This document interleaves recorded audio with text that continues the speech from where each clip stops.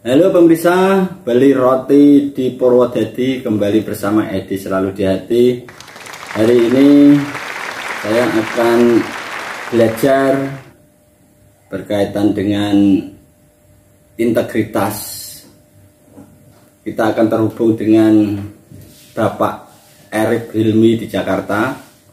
Beliau pernah menjabat sebagai inspektur khusus pada Kementerian Pertanian dan sebagai tenaga fungsional pada Direktorat Pendidikan Pelayanan Masyarakat KPK. Kemudian beliau juga ikut membidangi lahirnya program pembangunan zona integritas menuju wilayah bebas dari korupsi yang kita kenal dengan WBK, dan wilayah birokrasi bersih dan melayani WBBM yang dikembangkan oleh Kementerian PAN dan RB. Kita akan terhubung dengan Bapak Erik Hilmi di Jakarta.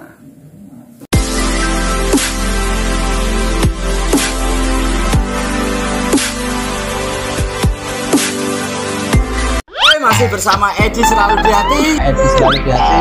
Edi Selalu di Hati. Edi Selalu di Hati.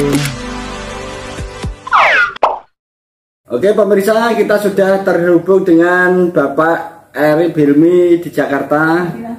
Selamat malam Pak Erik. Malam Pak Edi, Assalamualaikum warahmatullahi wabarakatuh. Waalaikumsalam warahmatullahi wabarakatuh. Sehat ya Pak Erik ya? Alhamdulillah, itu doanya Pak Edi juga. Amin amin.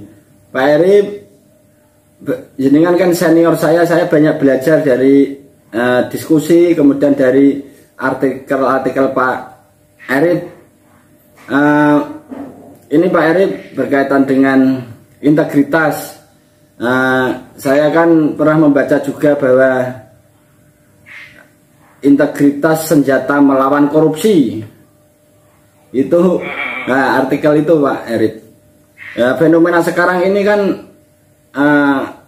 ada degradasi moral ya, rapuhnya integritas pada semua komponen, terutama pada birokrasi Pak Erik. Seperti apa ini Pak Erik melihat fenomena ini? Bagi saya, ini semacam disclaimer ya, bagi saya ketika saya berdiskusi tentang integritas, Ya. itu bagi saya ini adalah bagian dari menguatkan atau merawat integritas saya sendiri juga. Iya. Ini bagian gitu ya. Jadi bukan berarti lalu kalau saya bicara integritas bahwa saya sudah berintegritas. Nah ini nggak seperti itu. Ini perlu dipahami dulu Pak Edi ya. Iya. Nah mudah-mudahan harapan kita, diskusi kita ini mungkin bisa menginspirasi atau memotivasi teman-teman yang penonton atau pendengar channelnya Pak Edi. Iya. Itu Pak Edi ya? Iya. Kira-kira apa yang kita diskusikan nih? Ya, gini. Berkaitan dengan integritas Pak Erik, menurut saya kan integritas kan identik dengan nilai-nilai kejujuran ya, kesamaan nilai-nilai kejujuran. Nah, seperti apa itu menurut Pak Erik sendiri? Sebetulnya kan kalau kita bicara tentang pengertian, atau apa namanya itu, pengertian atau definisi, itu kan relatif saja ya. Semua banyak tokoh memberikan pemahaman atau pengertian atau definisi ya tentang integritas. Ada yang mengatakan bahwa integritas itu satunya kata, satunya pikiran, kata dan perbuatan. Ya kan, macam-macam. Ada yang tulus dalam melaksanakan amanah, gitu ya. Ada juga yang saya tertarik, ada salah satu tokoh siapa ya, lupa saya namanya. Integritas itu adalah kesetiaan pada kebenaran. Asik juga itu ya, benar juga ya. Jadi mungkin supaya saya tertarik pada ini yang disampaikan oleh tokoh pergerakan dari Mesir ya, Sayyid Qutb, bahwa di dalam integritas itu, katanya ini saya baca dulu dikit. Iya, iya. Terkandung makna kejujuran, sidik, dan konsistensi, istiqomah dalam memperjuangkan kebenaran. Nah, lagi-lagi kebenaran ya. Iya, iya. Menurutnya, orang yang memiliki integritas adalah orang yang dimensi batinnya sama dengan dimensi lahirnya. Lalu perbuatannya sama dengan omongannya. Perbuatan sama dengan. Nah, ini yang tentu integritas ini dalam banyak hal ya. Betul, ya. Kejujuran kan dalam banyak hal nih. Yeah. Betul. Kejujuran dalam menyontek. Iya. Tapi kita mungkin diskusi kita batasi dengan kejujuran untuk tidak berkorupsi deh ya. Iya, iya. Untuk tidak melakukan penyimpangan ya. Untuk tidak melakukan penyimpangan ketika kita diberi kewenangan, Pak Erip. Kemudian Pak Erip, kan ada dilema itu Pak. Kalau dalam kehidupan sehari-hari itu kan ada dilema integritas ya, karena sistem yang mewajibkan seumpama kita harus patuh kepada pemimpin kan gitu. Ketika pemimpin itu melakukan taruhlah itu kita tahu bahwa itu salah, tetapi kita harus mengikuti pemimpin itu seperti apa Pak menurut Pak Erip? Ya, tentu nanti yang kita diskusikan, yang saya diskusikan ini, saya tidak banyak literasi ataupun teori-teori ya. Iya. Tapi lebih pada pengalaman empirik ya. Iya betul, yang penting itu. Saya kan lama jadi PNS ya. Iya, iya. Kan guyonannya itu kan PNS itu banyak korupsinya gitu kan. Iya, iya. Banyak hal gitu ya. Sehingga yang ingin saya sampaikan adalah berbagi pengalaman empirik aja ya. Iya, iya betul Pak Arif. Baik itu ketika saya saya berkesempatan menjadi inspektur ya di Kementerian Pertanian. Jadi sering melakukan pengawasan gitu. Iya. Maupun yang mungkin saya alami sendiri gitu ya. Iya. Saya alami sendiri. Itu Pak itu ya. Iya. Jadi menurut saya pada dasarnya manusia itu, kita semua itu punya lah integritas itu. Iya. Dan kita umumnya orang merasakan aku berintegritas gitu ya. Iya. Tapi kan seperti iman kan, tidak bisa belum boleh mengatakan kita beriman kalau nggak ada diuji kan. Iya, iya. Nah, integritas dalam hal anti korupsi ini juga gitu. Ketika kita tidak mempunyai kedudukan atau jabatan yang memungkinkan untuk korupsi, maka kita tinggi integritas kita. Nggak ada yang dikorupsi. Iya. Iya. Ya kan? Artinya tidak ada tidak ada ujiannya kan gitu. Nggak ada ujiannya. Jadi ya seperti Pak Edi buat channel gini, apa yang mau dikorupsi? Iya. Mesti kita bahasa berintegritas. Saya yang sudah pensiun, yang ada lagi ya. Iya. Berintegritas. Nah, pada dasarnya orang itu punya integritas. Namun ketika dalam perjalanannya, tadi Pak Edi sudah menyebutkan ada dilema. Iya. Ya, ada menghadapi kondisi yang menempatkan dia sulit ini untuk mempertahankan integritas itu. Yeah. Nah, dari pengalaman saya ada 4 bagian yang mempengaruhi dilema integritas kita itu. Pertama, dari kita sendiri dan keluarga kita. Ya. Keluarga maksudnya istri ya Pak? Istri, anak, istri ya? Semuanya. Ya. Tidak hanya istri, kadang kemenakan, kadang siapa semuanya ya. Itu internal kita ya. Ya. Ada yang dari lingkungan gitu ya. Teman kita segala macam. Wong teman kita korupsi, maksud kita enggak. Itu kan jadi mempengaruhi.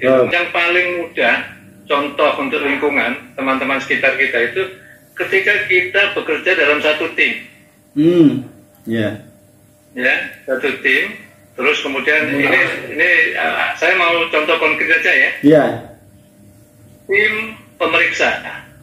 Ya. Misalkan gitu ya. Terus kemudian yang bagaimana si ketua tim mau menerima gitu ya, mau menerima pemberian dari yang diperiksa. Nah sebagai anggota tim ini susah. Mau menolak nanti dikira apa ya? Soalim segala macam. Nah itu dilema betul ini ya bagi temannya gitu. Apalagi kita masih junior. Junior kita gitu kok gitu. Dia nggak nyuruh sih, junior nggak nyuruh, cuma nggak enak aja, nggak enak sendiri gitu. Itu lingkup. Belum lagi sistem. Sistem keuangan kita segala macam itu. Yang ke berapa? Ketiga. Atasan. Ya. Nah, tadi Pak Edi udah nyebutin ya, atasan sudah nyuruh gini, nyuruh gitu. Wah, sekarang repot ini kalau ditolak. Berani nggak kita mengatakan tidak? Nah itu yang sulit sekali. Ya. Terus kemudian bawahan itu sepertinya tidak membuat kita nih, tapi juga kadang membuat kita berada dalam dilema. Contohnya gini ya, ini korupsi bukan karena keserakahan tapi karena kebutuhan. Anak buah kita kesulitan dalam keuangan. Kita adalah pengelola keuangan. Yang bisa melakukan sedikit penyimpangan untuk membantu teman kita, anak buah kita ini. Coba. Kan dilema betul seperti itu kan. Akhirnya persimpangan tapi untuk membantu anak buah gitu ya, bawahan gitu ya. Nah, itu yang dilema yang paling berat menurut saya ya. Karena membantu gitu ya, bukan sengaja memberi dia butuh gitu ya, padahal nggak bener kan, apapun korupsi kan nggak bener kan. Apapun alasannya, apapun alasannya kan. Nah seperti itu yang antara lain dilema itu. Dari itu kalau integritas kita nggak kuat, wah ya gampang gitu, gampang sekali untuk jadinya tidak berintegritas. Terus dari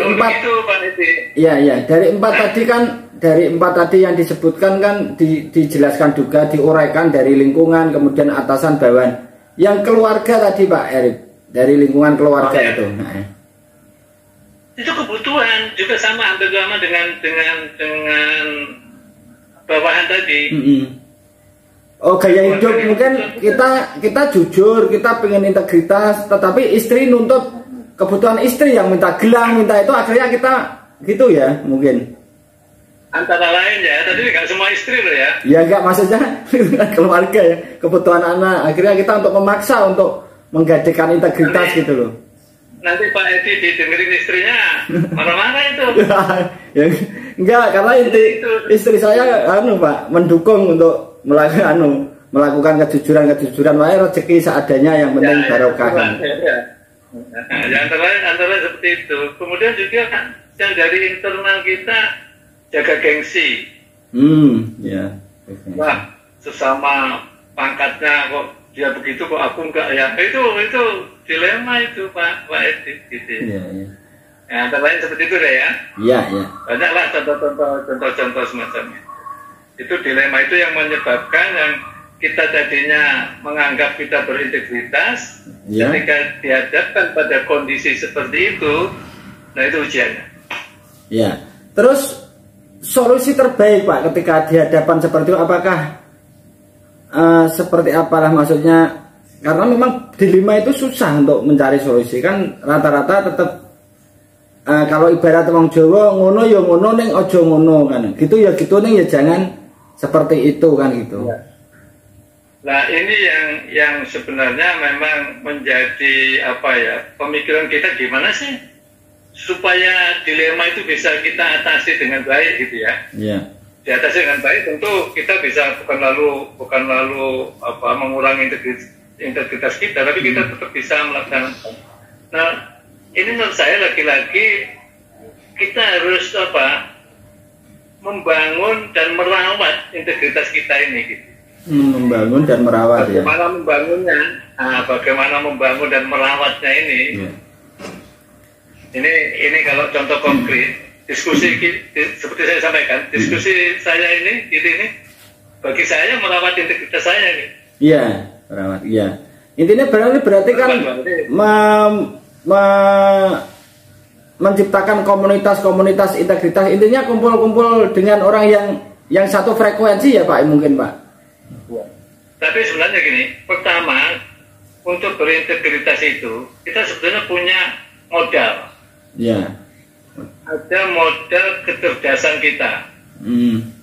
Kita punya kecerdasan spiritual. Kecerdasan spiritual, ya.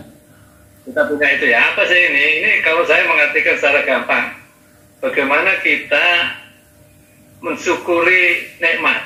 Iya, iya. Apa sih hakikat dari rezeki itu? Ya kan? Ya. Ini hubungannya dengan agama ya? Ya, dengan spiritual ya. Itu harus kita perkuat. Contoh, rezeki itu yang banyak atau yang barokah? Ya. Tapi nggak mudah nih Pak itu ya, Ya. harus dilatih. Iya, iya, betul Pak. Banyak tapi nggak barokah. Nah biasanya orang bisa sadar ketika dia mengalami sendiri gitu ya. Nah ini yang perlu ada, selain mengalami juga perlu ada pelatihan, perlu diskusi semacam ini. Iya. Kita banyak kita banyak jumpai peristiwa begini. Keluarga pada sehat semua. Iya. Keluarga pada sehat semua. Kemudian orang ini ke kantor nih. Iya. Di kantor entah gimana menerima uang yang kita anggap nggak benar gitu ya, kurang korupsi lah ya, bagian dari korupsi. Sampai di rumah sama satu anggota kita tiba-tiba sakit kan bisa bisa mendadak kan? Iya, iya. Apakah jatuh, apakah seperti itu kan? Iya. Nah kalau ini terus kemudian kita kan ini bawa uang ya, uang hasil tadi itu ya. Iya. Nah, kemudian anggota keluarga kita sakit, terus harus ke rumah sakit, biayanya mahal, dan terbayar, karena kita punya uang itu tadi. Iya. Nah, pertanyaannya, apakah kita menganggap bahwa untung ada uang itu, atau kita bisa membawa obat, atau gara-gara uang ini sakit? Iya. Nah itu. Nah, ini kan susah jawabnya kan? Tapi kalau yang sadar itu tetap mikir, wah ini berarti uang nggak bener kan, langsung mengakibatkan. Nah, bisa menimbulkan kesadaran gitu loh. Harapannya. Itu melatih kecerdasan spiritual kan di situ. Ya. Ya kan? Ya kan? Rezeki itu seolah-olah uang yang datang ke kita itu adalah rezeki. Iya. Yang nyata. Tapi kalau kita pikir Pak ya, misalkan kita pikir sehari ini kita nggak keluar uang untuk beli obat. Iya. Itu kan rezeki, uang kita jadi nggak keluar kan? Betul. Makan sayur makan sama sambal nikmat sekali kan gitu, nggak perlu.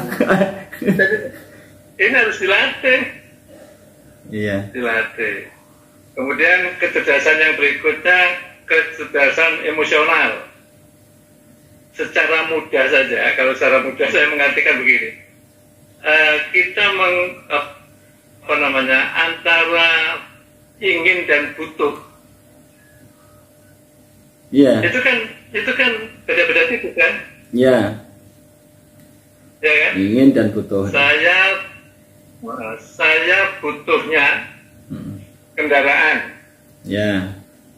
Ya, roda 4. Supaya anak istri kita nggak kehujanan segala macam. Yeah.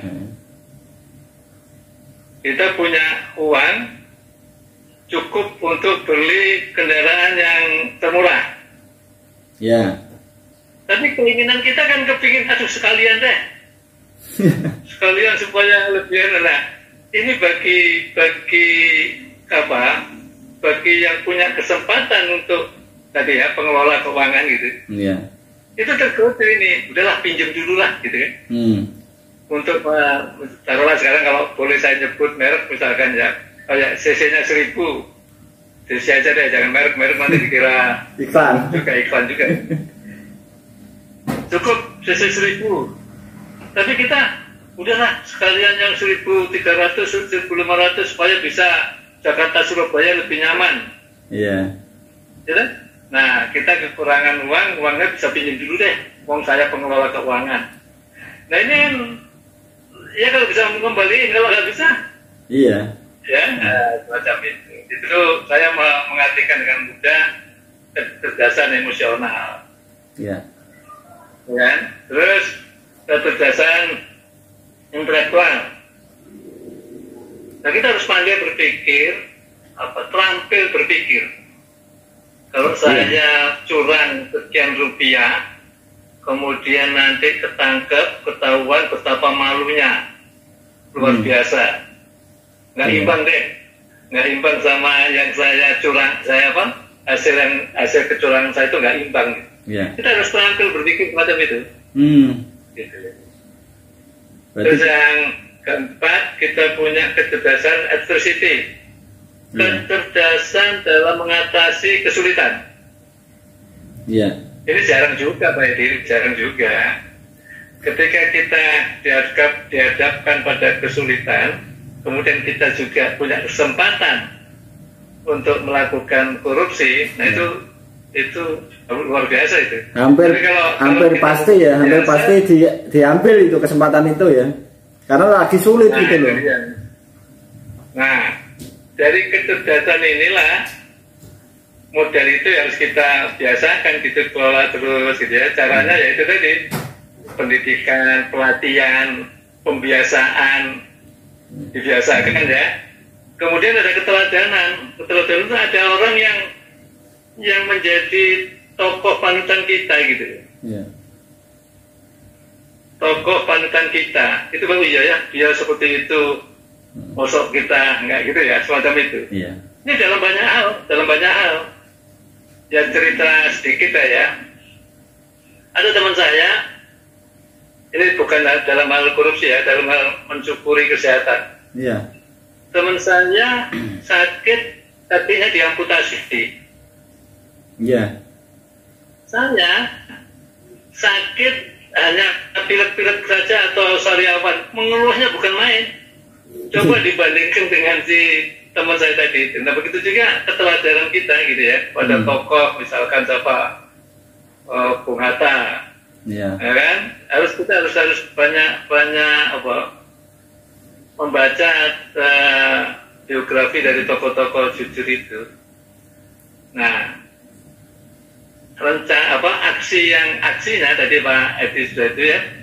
Kalau saya sih seperti tagline saya, ayo mulai sekarang tuh membiasakan yang benar. Membiasakan yang benar, bukan membenarkan yang biasa. Dan yang selama ini kan membenarkan yang biasa lah, biasa berarti benar kan gitu. Karena kesalahan yang diulang-ulang kan akhirnya menjadi seperti kebenaran, Pak. Kesalahan yang terus diulang-ulang.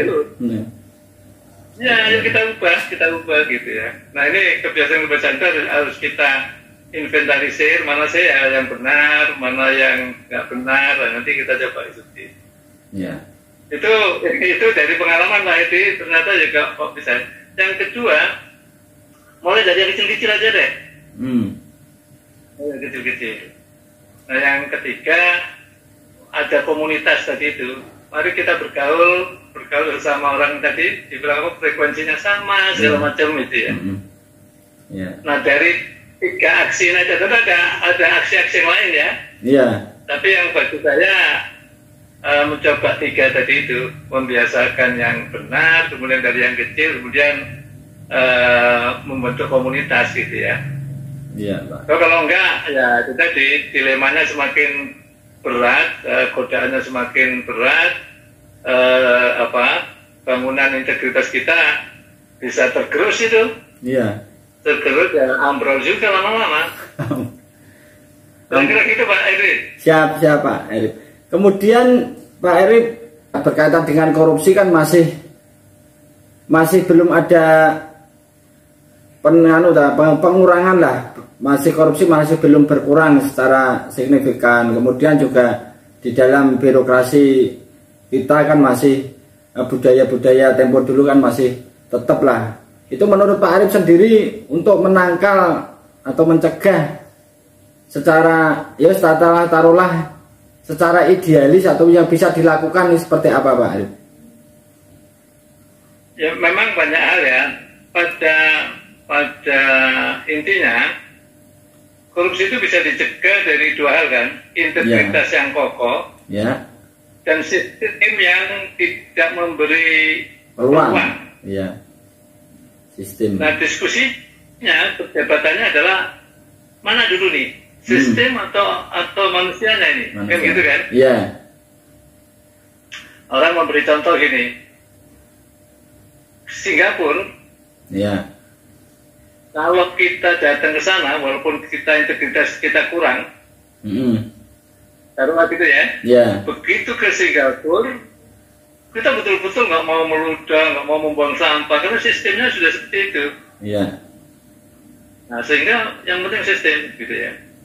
Nah, bagi saya, yang penting adalah integritasnya dulu. Malah integritas. Sebab sistem yang baik tentu dibuat oleh orang yang berintegritas. Oh gitu. Nah, saya berpendapat seperti itu. Kenapa sistem kok masih bolong-bolong? Nah, bisa dicurigai karena pembentuk sistem ini masih membuka ruang ya. Bisa dicurigai loh, saya nggak perlu dulu ya.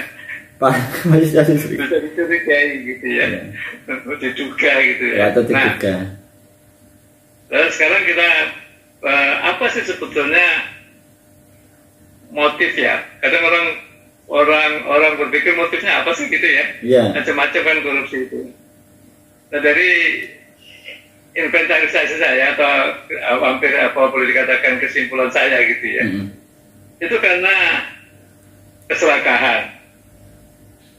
Karena kebutuhan, keserakahan. Bisa juga karena ketidaktahuan. Ya ini ketidaktahuan ya. Mungkin yang di unsur bawahan tadi ngikut asal disuruh pemimpin, ngikut atasan itu loh, disuruh atasan, berarti kan ketidaktahuan. Terus ya itu kan yang karena ikut-ikutan. Karena ikut-ikutan ya. Ada 4. Ikut-ikutan aja gitu ya. Jadi itu antara lain itu. Ini motif-motif ya menurut saya seperti itu. Nah ini didorong gitu ya oleh faktor pendorong. Yaitu ada kesempatan. Nah, kesempatan ini dia jabatannya jabatan yang memungkinkan untuk itu. Karena kemampuan. Ada kesempatan. Kesempatan dan mampu. Nah, sebab nggak semua orang mampu loh ya. Kadang-kadang korupsinya harus pakai IT, ya dia nggak mampu IT, nggak bisa juga. Ya kan. Yang ketiga, karena hukumannya itu ringan gitu. Dia hitung-hitung gitu ya, gitu. Nggak apa-apa, korupsi sekian, paling hukumannya sekian gitu kan. Dan sekarang ini kan korupsi di bawah 50 juta mengembalikan kalau ketahuan, kalau enggak ya aman, resikonya hanya mengembalikan. Nah, ini kan berat ini. Nah, itu dia. Nah, yang keempat faktor pendorong bagi saya juga pembenaran dianggap wajar. Tetapi dia kok untuk kepentingan keluarganya yang sakit, nggak apa-apa lah, nah, semacam itu. Nah, ini menurut saya pendorong. Pendorong. Nah, ketika ada motif, ada pendorong, ketemu integritas yang rapuh, ya kan?